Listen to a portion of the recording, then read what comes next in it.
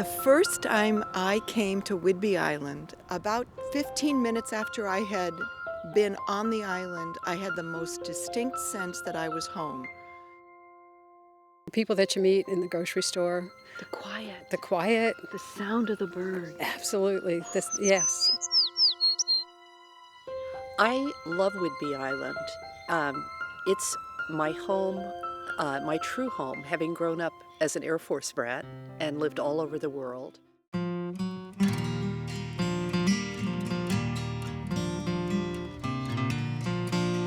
Right over here is a really historic.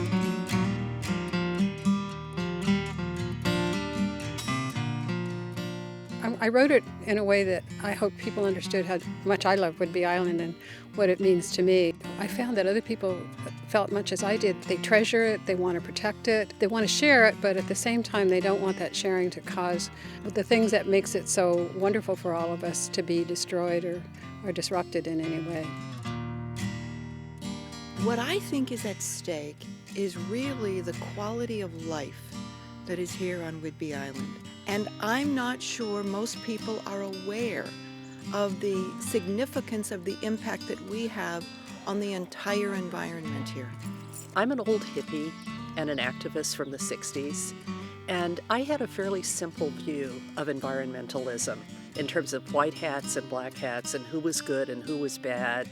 As I did the research and wrote this book, things have gotten much more complicated than I ever thought when I started.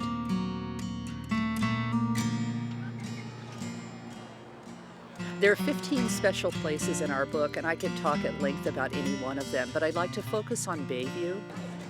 It is a focus of Whidbey Island community like no other place I know. It's a focus of farmers markets and a school and a historic store and street dances and celebrations, weddings. People come there and always have come there in this spirit of community. So this is one of my favorite parts about Bayview, and it's metaphoric for the community taking old and redoing it. This was actually at another one of our sites up in Greenbank Farm. It was going to be destroyed, and it was moved here and set up, and it's now a very active community health center. In all of its glory, the old farmer's cottage from Greenbank Farm. Here it is at Bayview, another manifestation of community.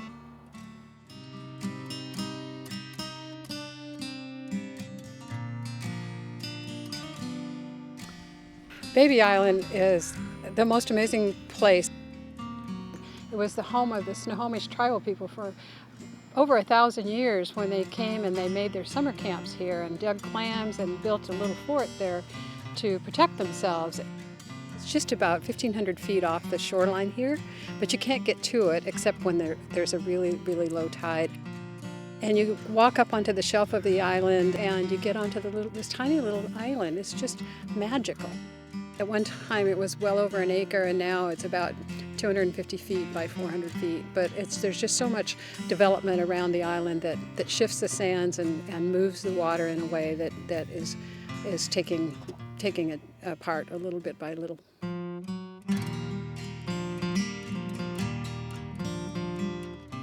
place I want to focus on is one of my favorites because of the story that led to its being protected. And this is the Saratoga Woods Preserve, which is now a county park available to and accessible pretty much to everyone. And an amazing story of how the community, the neighbors around it, persevered for 5.5 years, ultimately, to have it become a protected place. The experience that we all have that creates the way of life here, creating an environment where people can live comfortably but at the same time not destroy the things that make it livable. So I think that's the challenge. I'm very interested in how we resolve issues of the pressure of development and the pressure of people who want this beautiful place in the context of preserving it. The central message of the book is the land is what we have in common. This is our home.